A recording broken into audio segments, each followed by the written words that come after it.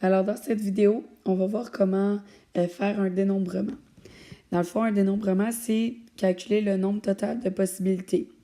Lorsqu'on veut déterminer le nombre de possibilités d'une expérience à plusieurs états, on peut multiplier, dans le fond, c'est ce qu'on veut faire. Donc, on veut multiplier le nombre de résultats possibles à chacune des étapes.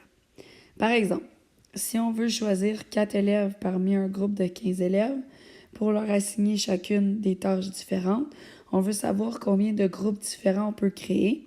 Donc, on doit en piger 4. La première personne qu'on veut piger, dans le fond, on a 15 résultats possibles parce qu'on a 15 élèves. Une fois qu'on en a pigé une, il en reste 14 pour la deuxième. Ensuite, 13 pour la troisième et 12 pour la dernière. Alors, si vous multipliez 15 fois 14 fois 13 fois 12, ça nous donne un total de 32 760 groupes différents qu'on peut faire avec les 15 élèves qu'on avait au départ. Maintenant, si on veut faire un diagramme en arbre, le diagramme en arbre nous sert justement à illustrer les résultats possibles d'une expérience aléatoire à plusieurs états. Donc, lorsqu'on veut, par exemple, tirer 2 billes, etc. Donc, on voit un exemple qui est en dessous ici. Donc, si on veut calculer le nombre de résultats possibles, on sait que pour le choix du chandail, on a 4 choix possibles. Et ensuite, 3 choix possibles pour les pantalons. Donc, on multiplie par 3. Et 2 choix possibles pour les manteaux. Donc, on multiplie par 2 par la suite. Et si on fait 4 fois 3 fois 2, ça nous donne un total de 24 résultats possibles. Et vous pouvez le voir dans l'arbre ici, si vous additionnez tous ces résultats-là.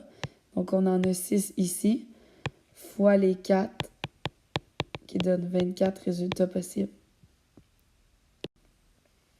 Ensuite, une autre méthode pour dénombrer le nombre de résultats possibles, c'est la grille. Donc, cette grille-là, vous pouvez l'utiliser seulement dans une expérience aléatoire à 2 étapes seulement. Donc, on ne peut pas en avoir plus. Et si on veut trouver le nombre de résultats possibles, bien, ici, pour les premiers choix, c'est soit pile ou face. Donc, on a 2 résultats possibles. Et on a aussi 2 résultats possibles pour la pièce de 5 cents, ce qui fait 4 résultats possibles en tout. Parce qu'on peut avoir soit pile pour la pièce de 5 sous et pile pour la pièce de 10 sous. On peut avoir pile pour la pièce de 5 sous et face pour la pièce de 10 sous. Ou on peut avoir face pour la pièce de 5 sous, pile pour la pièce de 10 sous et face pour les deux piles. Pour les 2 pièces, pardon. Et dernièrement, on peut aussi utiliser, pour faire un dénombrement, utiliser un diagramme de Venn. Et on utilise un diagramme de Venn, dans le fond, avec des résultats comme, mettons, quand tu joues à un jeu de cartes ou avec les lettres de l'alphabet. C'est plus ce genre de probabilité-là qu'on cherche.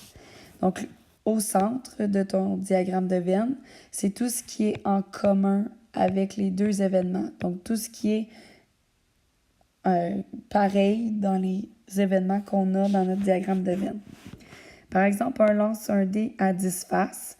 Donc, si on cherche oméga, ce sont les nombres de 1 à 10 qui doivent être représentés dans le diagramme de Venn au complet.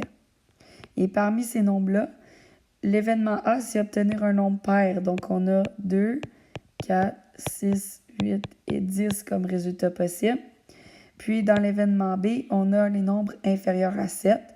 Donc, 1, 2, 3, 4, 5, 6 comme résultat possible. Le diagramme de Venn, on a notre rectangle qui représente oméga. Donc, à l'intérieur du rectangle, je devrais retrouver les 10 nombres et on a les 2 ensemble. Donc, l'événement A qui est le premier cercle et l'événement B le deuxième. Je vous rappelle que dans l'événement A, on veut retrouver les nombres repères. Et dans l'événement B, c'est les nombres qui sont plus petits que 7.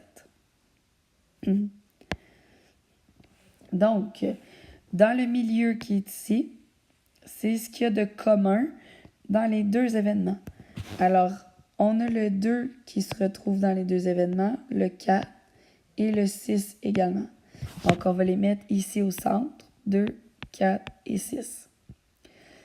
Ensuite, dans l'événement A, il reste le 8 et le 10 qui n'ont pas été inclus. Donc, le 8 et 10, on va les mettre ici. Puis, dans l'événement B, il y a le 1, le 3 et le 5 qui n'ont pas été inscrits. Donc, on va les ajouter ici. Et là, je ne sais pas si vous le voyez, mais ce ne sont pas tous les nombres qui ont été de 1 à 10 qui ont été entrés dans notre diagramme de Venn. Il nous manque en fait le 7 et le 9 qu'on va mettre à l'extérieur.